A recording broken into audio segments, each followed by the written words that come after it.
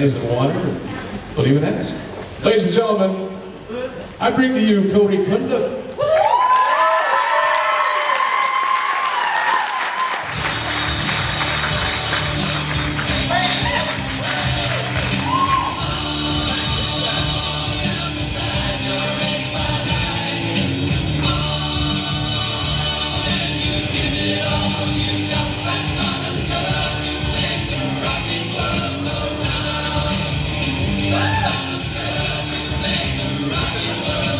What's up, Garden City? You guys are in for a treat tonight. See, this show of mine is way different than any other thing I've ever done. Because usually, I bounce my jokes off my wife. But she's been so busy now with our new baby, that I've had to bounce him off my 2-month-old. Now this is his favorite joke. He laughs so hard, he pees himself every time I tell this joke. Are you guys ready? I took a poo! It's all downhill. It's all downhill from there, guys. So growing up, I was always discouraged from telling personal stories. See, my dad would always use the phrase, "Don't tell anyone." And it wouldn't be about anything creepy. I don't want you to try and take the joke that way. It would be something insignificant, like, I want to make the soccer team. And my dad would be like, "Don't tell anyone." They're gonna know when they show up to the game, and I'm not wearing a jersey, and I'm crying.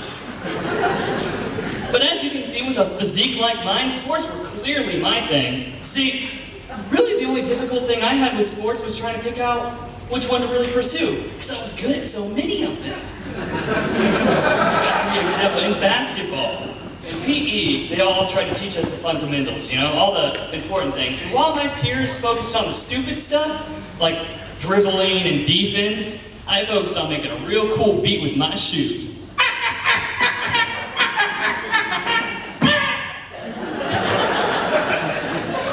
So then I tried baseball out. Baseball was really my thing. See, the coach put me in the most coveted position ever. Right field. That's right, the one where they only put the good kids.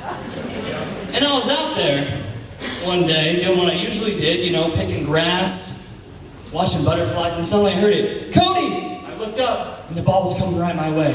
And I thought, this is my big moment. I go, I got it! And then my dad stood up and said, "Don't tell anyone about this!" But you see, my mom's a talker, and I'm a talker, and we drive my dad crazy. And see, every time growing up when I would try to tell a potentially embarrassing story, my dad would cut me off with, "Hush!" I'll give you an example. I was a terrible reader growing up. And in 2nd grade, I read this thing called Accelerated Reader. You guys remember that? Those of you who don't remember, you get points for reading, and the bigger the book, the bigger the points. And my 2nd grade teacher, Mrs. Ricker, thought it would be a great idea to put up how many points everyone had on the wall. And this girl I sat next to, Kelsey Moran, at one time had 147 points. And I had 2. And I remember I was sitting there in class one day thinking, I think I might be retarded. And then I looked up at the wall and I was like, oh yeah, I are.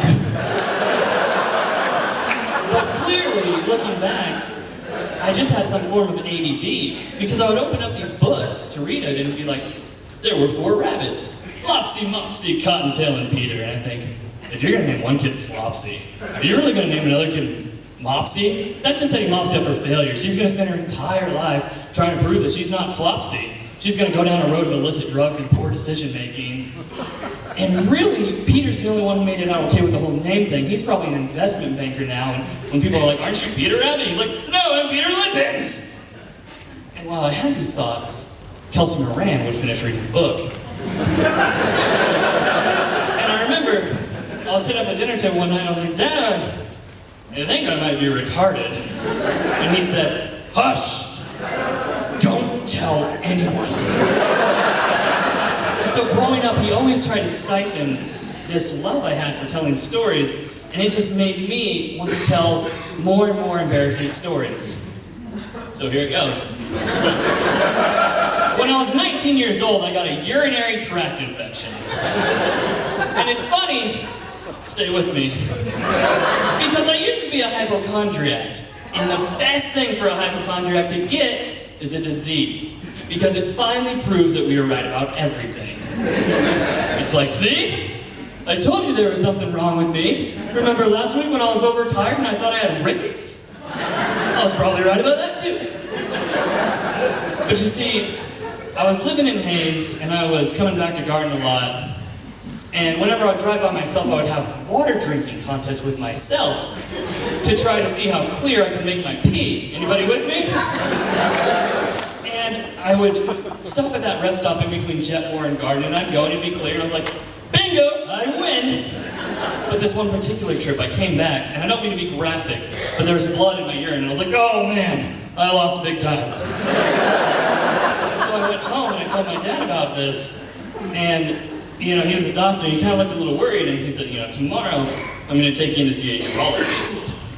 And I got pretty excited, because I didn't know what a urologist did. I didn't know what that was all about. I was pretty naive. And so when I went in, and the man said, put your hands on the table, I was fairly confident that this was going to go pretty well for me. And so I'm sitting there looking at the Norman Rockwell painting, and before I know it, he sticks his index finger, his middle finger right up my and I said, oh my God!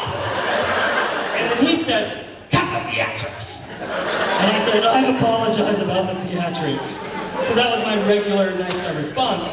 But in retrospect, that's a pretty regular response to that kind of behavior. Even a robot would say something like, system overload, oh my God. It's not like I went in there on purpose thinking, when he sticks his fingers up my crack, I'll prove I should be the star of our town. But apparently he found something that it didn't like. He said the next day I'd have to come in for a cystoscopy. And I asked him what that was. It's like, it's not a big deal. You're going to come in, we're going to give you an IV, you're going to fall asleep, you're going to wake up and have a muffin. I said, all right, that sounds pretty good. What are you going to do when I'm asleep? He said, with me. And he takes this 4-foot rod, and he says, this has a camera at the end of it. We're going to stick it through your urethra and try to take a look at your bladder. I said, I feel like you glossed over a few things, Doc. I feel as though there was too much emphasis on the muffin, and not enough emphasis on the fishing rod you want to stick up my number 3 body part of E's top 100 sexiest body parts. But I came in the next day and I got the IV and I fell asleep, and apparently they found something they didn't like. And so to keep me under to take care of it, they gave me the equivalent of a horse tranquilizer. And so when I woke up in the recovery room, I was sky high with my mom. Now, I'll level with you guys. This wasn't the first time I'd ever been high around my mom, but this was the first time that she knew about it. And I don't react to drugs very well. I'm the kind of guy, if you're, doing bad behavior in a group, I'm like, do you guys hate me? Who's at the door? Who's at the door? Why does my heart hurt? Is that rickets? I also have the tendency to talk very loud, and I can't help it, that's just who I am. Anyway, I came through, and there was my mom, 2 elderly women, and me. But for some reason, I thought I was in a nightclub. So I came through, and I was like, this place is awesome! We should come here all the time. Dad's always here, because he's a doctor. And my mom was mortified. She was telling me, shh, shh. And then I said, shh, shh. Do you hate me? And that's when my dad walked in and said, hush! For the love of God!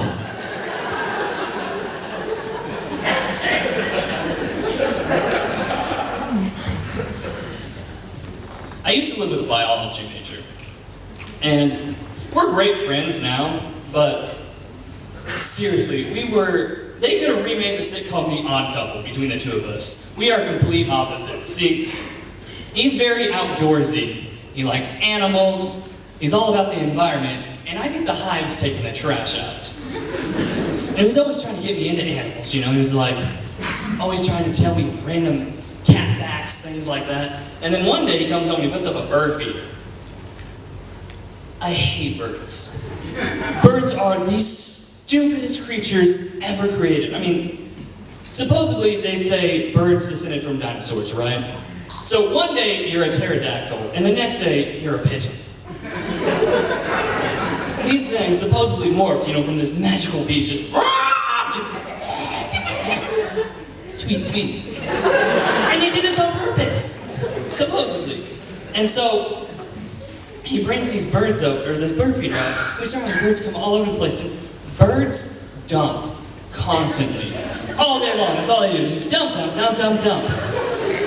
If that was us, we would be worried. We'd be going to the doctor like, make it stop! It's like a river. But they do this all while flying, too. Can you imagine that? That's like popping one out on the trampoline. Next time you guys are doing the deed, and you're sitting there, try flapping your arms like a bird. You can't concentrate. I've tried. And he was always trying to tell me about animals. And one day he comes home and he's like, what are we gonna do about the polar bears? I was like, what? And he was like, the polar bears. Polar bears are just like us. What are they gonna do when the polar ice caps melt? And I said, listen, if polar bears are just like us, they'll be fine. They'll steal land from the grizzly bear, they'll enslave the black bear, and they'll make the panda bear build them a railroad.